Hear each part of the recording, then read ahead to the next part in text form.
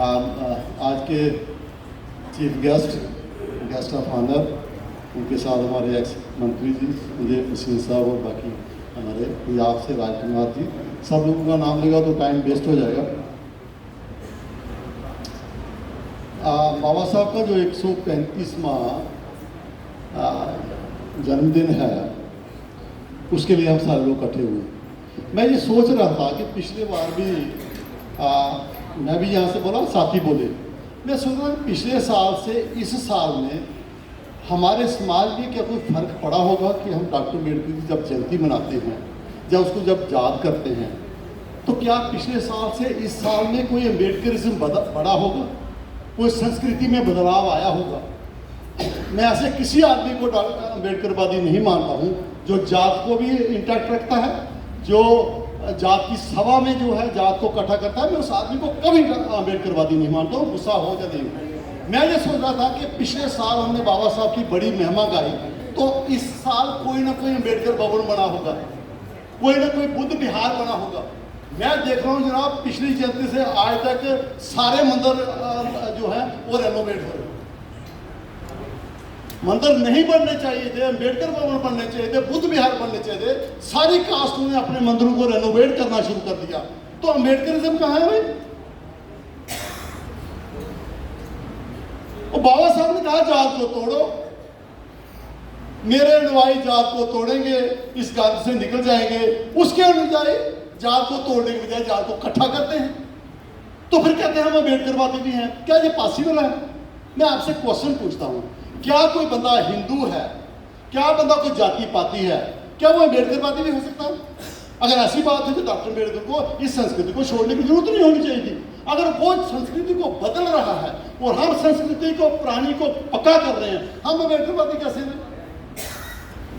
नहीं ना हो सकते? तो मुझे उम्मीद है मैं दोबारा वापस आऊँगा, मैं दोबारा नॉर्मल हो जाता हूँ, क्योंकि गुस्सा इसलिए आता है कि जब बड़े पढ़े लिखे लोग जो हैं उनका चरित्र जो है वो डबल हो जाता है, तो गुस्सा तो आता है। बाबा साहब डॉक्टर अम्बेडकर पुरानी कोटेशन है, कांशीराम साहब बड़े दिया करते थे इसको, जो है केवल चीज़ें रिपीट करनी पड़ती हैं। अगर मैं सुनाऊँ बाबा साहब के बच्चे कुर्बान हो गए, तो वो अब ज़्यादा जो है रिपीट नहीं करना चाहूँगा। बाबा साहब को जब फॉरेन के कुछ लोग जो हैं वो उन्होंने देखा कि भारत में 2-3 बंदे बड़े संघर्ष कर रहे हैं, चलो उनसे पूछते हैं। एक उन्होंने आइडेंटिफाई किया मिस्टर गांधी, एक आइडेंटिफाई किया मिस्टर नेहरू और एक आइडेंटिफाई किया डॉक्टर अम्बेडकर। देखो बाबा साहब की पीड़ा मैं आपको बताना चाहता हूँ, किसी संदर्भ में बात कर रहा हूँ, पुरानी बात है, सारे लोग जानते हैं। जब वो आते हैं तो पहले वो गांधी के पास जाते हैं, टाइम हो गया है, गांधी ने शाम को 1-2 पैग लगाया होगा, वो सो गया। तो चपरासी ने कहा कि भाई ये अभी वक्त ज़्यादा हो गया, 11-12 बज गए, आज नहीं मिलेगा। नेहरू की बात आई तो वो उससे भी अंग्रेज था, उसने कहा कि कल देखेंगे। अब वो दोनों बंदे जो हैं, जो जर्नलिस्ट आए हैं इंग्लैंड के, वो परेशान हैं कि हमने इतना सफ़र भी किया, इतना पैसा भी खर्च किया, मिस्टर गांधी भी इंटरव्यू नहीं दे रहे हैं, वो भी कहते हैं लेट हो गए, मिस्टर नेहरू भी कह रहे हैं लेट हो गए। चपरासी ने कह दिया कि अब वो नहीं मिल सकते। उन्होंने कहा चलो डॉक्टर अम्बेडकर के पास चलता।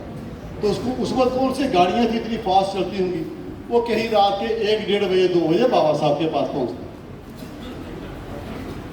तो ऐसे ही अंदर स्लिप जाती है, तो उन्होंने सोचा कि चलो चपरासी बाहर आया तो उन्होंने स्लिप ली। मेरा बात ध्यान से सुनना। तो बाबा साहब को पता चला, तो बाबा साहब ने कहा बुलाओ। अब जर्नलिस्ट खुश हो गए कि यार 2 बंदे तो नहीं मिले, कम से कम 1 बंदा तो मिला है। उन्होंने पहला क्वेश्चन ये पूछा कि बाबा साहब आपका इंटरव्यू हम बाद में लेंगे, ये क्या चक्कर है कि गांधी ने हमें मिलने से इनकार कर दिया और नेहरू ने भी मिलने से इनकार कर दिया, लेकिन रात के 2 बज गए हैं, आपने हमें बुलाया भी है, क्या कारण है? बाबा साहब की एक स्टेटमेंट है, सब लोगों को पता है, रिपीट करना जरूरी होता है कई बार। तो बाबा साहब ने कहा इसका कारण है मैं क्यों जाग रहा हूँ।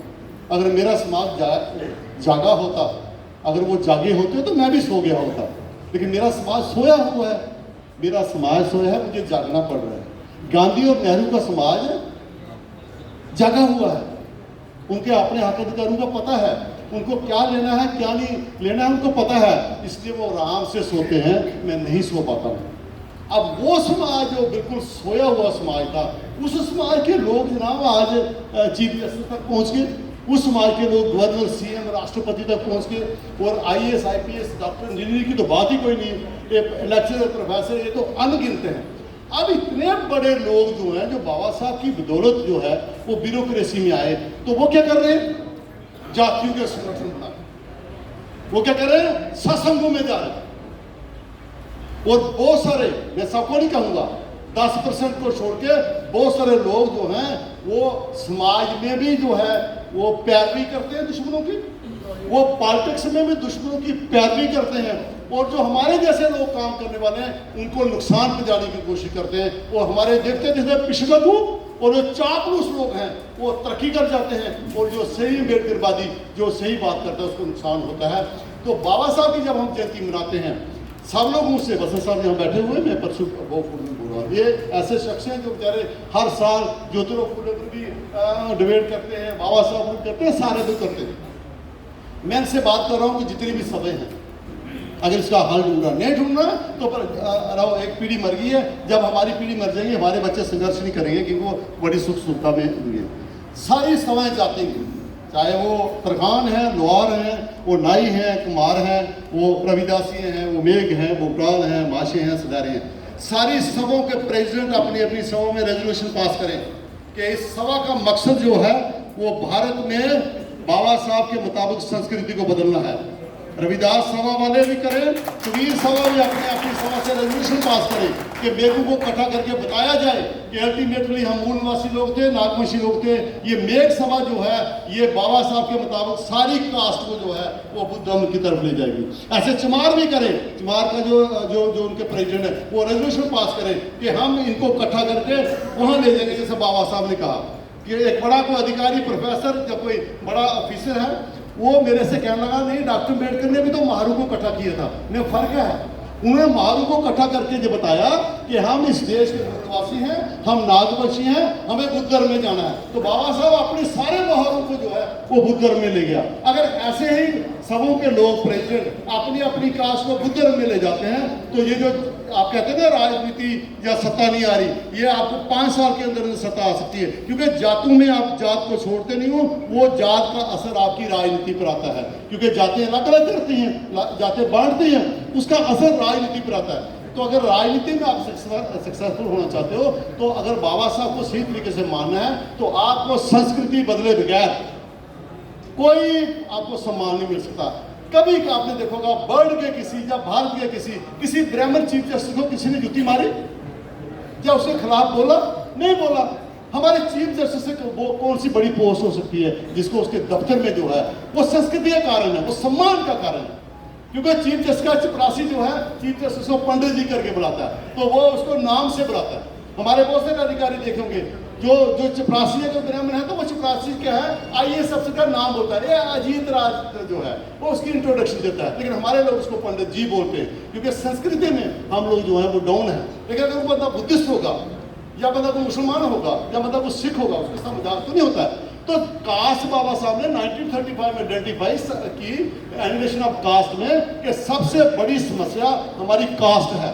अगर बड़ी समस्या कास्ट है तो कास्ट तो जाती नहीं। अगर हिंदू धर्म में रहेंगे तो वो तो चीफ जस्टिस बन के भी नहीं गई, वो तो राष्ट्रपति बन के नहीं गई। तो फिर बाबा साहब ने उसका तरीका बताया, उसका लाज भी बताया, क्या क्या चले नहीं गए। वो खुद एक संस्कृति में गए जो पुरानी संस्कृति, उसको नहीं मानते। और नहीं में अम्बेडकर तक ठीक है जनाब, ये जो आप बात करते हो ना संस्कृति की, इसको रहने दो। तो फिर अम्बेडकर को क्यों मानते हो भाई? सीधा कहो हम अम्बेडकर को नहीं मानते हो। अब आप बेड़िए की तरह हो गए हम।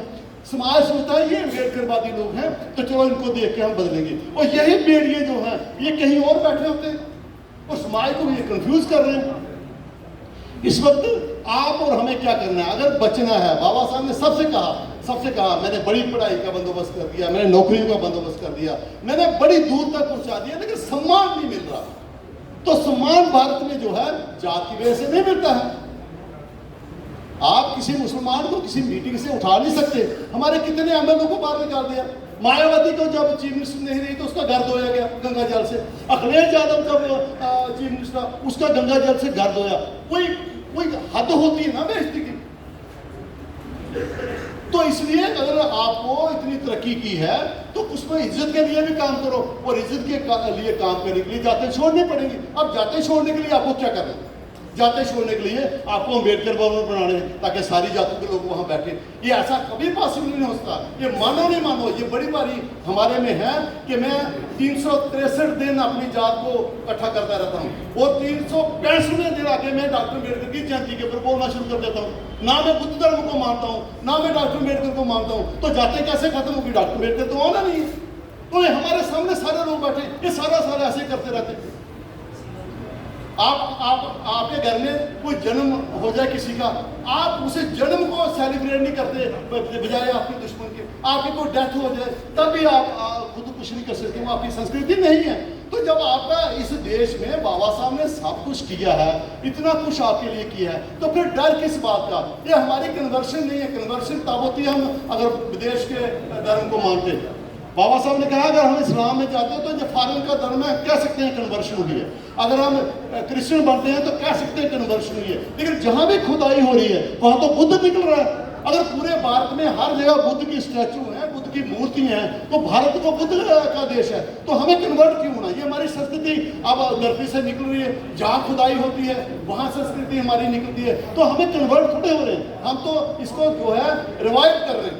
आपको पता है जो गुजरात का सोमनाथ मंदिर है उसका ट्रस्टी जो है हमारा प्रधानमंत्री, इन्होंने 2 साल पहले आर्कियोलॉजिकल सर्वे ऑफ इंडिया को कहा इसकी खुदाई कराओ, क्या पता इसके नीचे भी कोई मस्जिद हो या कुछ हो तो लोगों को बताया जाए। जब उसकी खुदाई हुई तो नीचे बुद्ध स्तूप निकले, तो फटाफट बंद कर दी। इनके सारे मंदिरों के नीचे हमारे बुद्ध के मंदिर हैं, जिसको गिरा के इन्होंने मंदिर बनाए। हमारी विरासत, हमारा संस्कृति इतनी रिच है, जिसको बाहर की दुनिया ने फॉलो किया। तो यहाँ का अम्बेडकर पार्टी जो बाबा साहब की वजह से नौकरी ले गया, प्रमोशन ले गया, उसको डर लगता है। ना, मुझे तो अजीब जैसे बना रहना मेघ ही है, इधर से नहीं छोड़ना है। क्योंकि मेघ रहने से क्या है कि थोड़े ऐसे बेड़ों को इकट्ठा करके हम उनको थोड़ी देर के लिए कर सकते, लेकिन जब हम इकट्ठे हो जाएंगे कोई भी इंटेलिजेंट आदमी जो है हमें वो लीड कर सकता है।